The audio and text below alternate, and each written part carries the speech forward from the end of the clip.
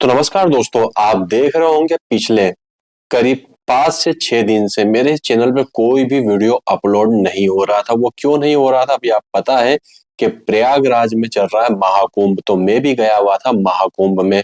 अगर आप भी महाकुंभ में जाने के बारे में सोच रहे हैं तो प्लीज प्लीज प्लीज इस वीडियो को पूरा लास्ट तक देख लीजिएगा, नहीं तो अदरवाइज आप घर से तो उत्साहित होकर जाएंगे कुंभ के लिए, मगर कुंभ में जाने के बाद में हो सकता है कि आप काफी सारी मुसीबतों में फंस जाए और फिर कहें कि हम यहाँ नहीं आते तो अच्छा होता। आप कुंभ में जाइए जरूर, मगर कुछ प्रिकॉशन साथ में लेकर आप जाएंगे तो आप कभी भी वहां पर जाने के बाद में मुसीबत में नहीं फंसने वाले हैं।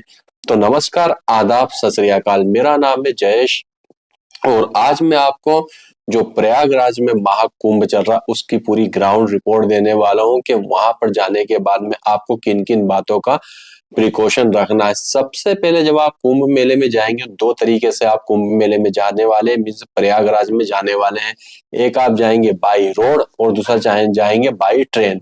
अगर आप बाई ट्रेन जाने वाले हो, ट्रेन तो कोई जाम में फंसने वाली नहीं, आप सभी को पता है। मगर वहां पर अगर आपका कोच रिजर्वेशन भी आपने करवा रखा, स्लीपर भी, तो वो भी आपको लोकल से बदतर दिखने वाला। और लोकल की हालत तो ऐसी है कि आप सोच नहीं सकते कि अगर वहां पे आप खड़े रहने की जगह मिल जाए प्रयागराज तक जाने के लिए तो वही का बहुत बड़ी बात है।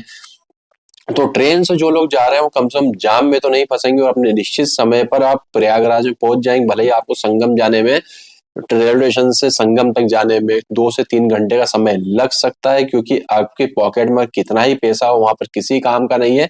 क्योंकि वहां पर जो लोकल व्हीकल होते हैं ट्रांसपोर्टेशन के, जैसे रिक्शा हो गई, ये सभी बंद है मेला क्षेत्र में। आपको कम से कम घर से फिट होके जाना है कि 15 से 20 किलोमीटर, कम से कम 10 किलोमीटर तो आपको पैदल चलना ही है।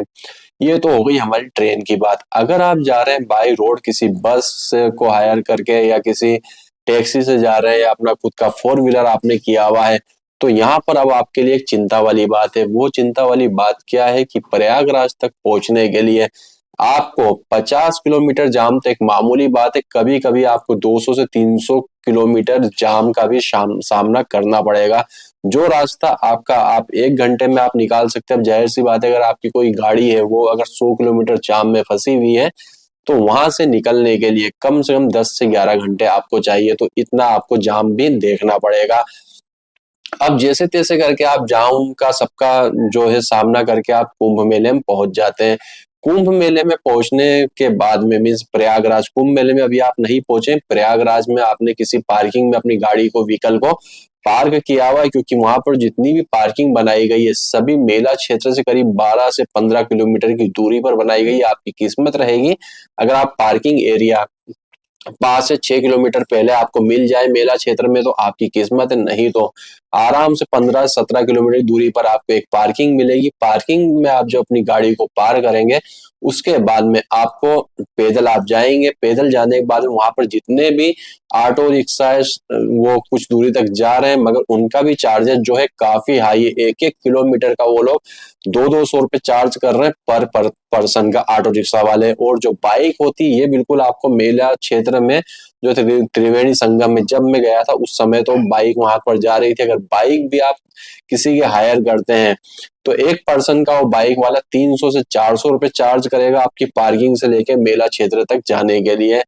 अब यहाँ पर आपने आपके पॉकेट का पैसा लगाकर आप वहां तक पहुंच गए संगम तक। अब आपकी मुसीबत यही खत्म नहीं होती है, अब आपकी मुसीबत ये होती है कि जो लोकल दिनों में जो नाव होती है वहां पर जो बोट होती है, संगम तक पहुंचाने के जो 50 से 60 रुपए या 100 रुपए लेते हैं, वही अभी जब महाकुंभ का समय चल रहा है वहां पर पर्सन 500-700 रुपए चार्ज किया जा रहा है। और अगर आप बड़े ग्रुप में है, 10 से 12 लोग है, तो हो सकता है आपका जो काम है 200 से 300 रुपए में भी संगम तक आप पहुंच जाए। संगम तक आप पहुंच गए, नहाकर आप वापस से अपने जो घाट है वहां पर आ चुके हैं। आ जाने के बाद में अब सेकंड यहाँ पे मुसीबत क्या चालू होती है कि वहां पर पीने के पानी की बहुत ज्यादा समस्या है। वहां पर आपको नल दिखाई देंगे मगर नलों के अंदर पानी नहीं है। जब मैं गया था उस समय वहां पर पानी अवेलेबल नहीं था। और जो लोकल बिस्लरी की बोतल होती है आपके लोकल एरिया में जो 20 रुपए की मिल रही है, वो वहां पर आपको 25 से 30 रुपए की एक बिस्लरी की बोतल मिलेगी। उसमें पानी ठंडा नहीं रहेगा तो ऑब्वियसली ठंडा पानी कैसे मिलेगा, क्योंकि जो बिस्लरी की बोतल जो लोग बेच रहे हैं वो लोग सभी धूप में बैठे हुए, तो वहां पर भी आपको गर्म पानी ही पीने को मिलने वाला है। यहाँ पर ये चीजें हैं। इसके बाद में जब आप यहाँ से संगम से थोड़ा और आगे की तरफ जाते हैं, तो यहाँ पर बनाए गए काफी सारे पीपा पुल। वो क्यों बनाए गए वो तो मुझे अभी तक समझ में नहीं आया, क्योंकि उसमें सिर्फ जाने के लिए एक पीपा पुल खाली है और उधर से रिटर्न लौटने के लिए 3 पीपा पुल आपको मिल जाएंगे। बाकी सारे ही पीपा पुल बंद किए हुए। वो क्यों बनाए गए वो तो मुझे नहीं पता, मगर उन पीपा पुलों पे इतनी ज्यादा भीड़ है कि आप सोच नहीं सकते हैं। अब उसके बाद में एक और चीज आपको यहाँ पर फेस करनी होगी। अभी तक आपने ऑटो रिक्शा भी देख ली है, उसके वहां पर भी जो किराया डबल से भी 5 गुना ज्यादा किराया है। अगर आप किसी की टू व्हीलर में बैठ रहे हैं तो वो भी वहां पर आपको किराया काफी ज्यादा अफोर्ड करना होगा, नहीं तो आपको 15 से 20 किलोमीटर चलने के लिए रेडी ले रहना वन साइड। जब आप स्टार्टिंग में कुंभक मेले में जाएंगे उस समय आप 15 किलोमीटर कम से कम चलना है, और जब वापस से अपनी पार्किंग की तरफ आप आएंगे जहां पर आपकी गाड़ी खड़ी हुई है, तो वापस 15 किलोमीटर आप चलना है। कम से कम आपको 35 से 40 किलोमीटर तो पैदल चलना ही है यहाँ पर। अब एक चीज इसमें आप ध्यान में रखिए कि अगर आप मेला क्षेत्र में जा रहे हैं तो बाहर से ही कहीं से 2 से 3 लीटर पानी की बोतल लेके जाइए, क्योंकि वहां पर पानी की बड़ी समस्या है। और अगर आप घर से निकल रहे हैं और अभी तक नहीं निकले हैं, तो एक चीज ध्यान में रखिए, अपने साथ में जो बुजुर्ग होते हैं उन्हें अगर आप ले जाना ना ही अफोर्ड करें ज्यादा अच्छा रहेगा, और बच्चों को तो ना ही लेके जाए तो काफी अच्छा, क्योंकि इतनी ज्यादा वहां पे बस से बदतर भीड़ है जिसे मैं बता नहीं सकता हूँ। अगर आपको यहाँ से अगर आपके खाली एरिया में अगर 1 किलोमीटर आपको पैदल चलना हो तो मे भी आप 5 से 7 मिनट में 1 किलोमीटर चल सकते हैं, मगर वहां पर 1 किलोमीटर का रास्ता कम से कम आपका आधे से पौन घंटे या 1 घंटे में निकलने वाला है, क्योंकि भीड़ इतनी ज्यादा है। देन उसके बाद में जब आप वापस रिटर्न अपनी पार्किंग में आते हैं जहां पर आपने गाड़ी खड़ी करी हुई, स्नान करने के बाद में मेला क्षेत्र घूमने के बाद में मेरी थोड़ी सी आवाज बैठी हुई है, क्योंकि मैं 5 से 6 दिन पूरा नदी में ही मैंने स्नान किया है, तो मेरी थोड़ा सर्दी भी होगी, थोड़ा फीवर है, इसलिए आपको मेरी आवाज थोड़ी सी बैठी हुई दिखाई देगी। और इस वीडियो को बनाने का मकसद मेरा सिर्फ इतना ही है, किसी को परेशान करना नहीं है, कि अगर आप जा रहे हैं तो इतनी चीजों का ध्यान रखिएगा। अगर आप बाई रोड जा रहे हैं तो कम से कम 50 किलोमीटर का आपको जाम तो मिलना ही है प्रयागराज के पहले। और अगर आप बाई ट्रेन जा रहे हैं, अगर आपका रिजर्वेशन भी स्लीपर में, तो वो भी आपका लोकली कोच बन जाएगा।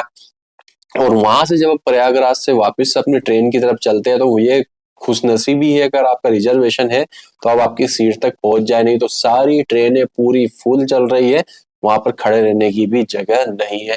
इवन अब तो पुलिस भी वहां पर अनाउंस कर रही है कि प्रयागराज में मत आइए। तो जहां से आए वहां से वापस चले जाइए। सड़क पूरी तरह से भर चुकी है। कटनी से प्रयागराज 300 से अधिक किलोमीटर दूर है, और अगर आपको यहाँ रोककर अगर हम निवेदन कर रहे हैं तो कुछ तो गंभीरता होगी। आप परिवार के साथ आए हुए हैं, मित्रों के साथ आए हुए हैं, पुनः एक बार विचार कर लें। अभी भी आपके पास आगे जाके सड़क से मोड़कर यू टर्न लेने की पर्याप्त व्यवस्था है, तो अभी आप लोग गाड़ी में बैठ के विचार कर लें। हम पुलिस बिल्कुल नहीं चाहती आप लोग किसी प्रकार की समस्या का सामना करें। जिनको मैहर जाना है आगे जाके वैकल्पिक रास्ता है उसको पकड़ लें, परंतु आगे बिल्कुल नहीं जाइए, क्योंकि टोल के बाद से बहुत ज्यादा भीड़ इकट्ठी हो चुकी है। और आप जो सभी लोग एक दूसरे को आजू बाजू देख लीजिए, हर प्रदेश हर जिले से अलग अलग जो लोग आते ही जा रहे हैं। ये स्पष्ट उदाहरण है आप सबके लिए। तो पुलिस आपको यहाँ रोककर यही समझाइश दे रही है कि कृपया करके घर वापस चले जाइए, या 2 दिन इंतजार या कुछ दिवस इंतजार कर लीजिए, कहीं और जाके घूम लीजिए। अगर आपके पास पर्याप्त समय है तो जबलपुर चले जाइए, या कहीं भी और अन्य जगह जा रही है और जगह जाके घूम लीजिए। अगर आप घूमने के नाम से ही आए हैं और आप मन में श्रद्धा लेके आए कि आपको वहां जाना है, तो 2 दिन बाद न्यूज में अपडेट ले लीजिए, और अपडेट लेने के बाद जाइए। कोई होटल है या कहीं भी आप बिल्कुल पर्याप्त जगह है, कटनी में भी जाकर रुकना चाहे चले जाइए, कोई दिक्कत नहीं है। परंतु हमारा सबका निवेदन है कि कृपया करके वापस चले जाइए। अगर आप जा रहे हैं तो थोड़ी सेफ्टी लेके जाइए, और बच्चों को और बुजुर्गों को ले जाना है। इससे अगर आप बच जाते हैं तो आपकी मुसीबतें काफी ज्यादा कम हो जाएगी। तो इस वीडियो बनाने का मकसद किसी को परेशान करना, किसी की भावनाओं को ठेस पहुंचाना नहीं था, सिर्फ आपको जागरूक करना था। तो वीडियो देखने के लिए आपका धन्यवाद। भगवान करे आपका दिन शुभ हो।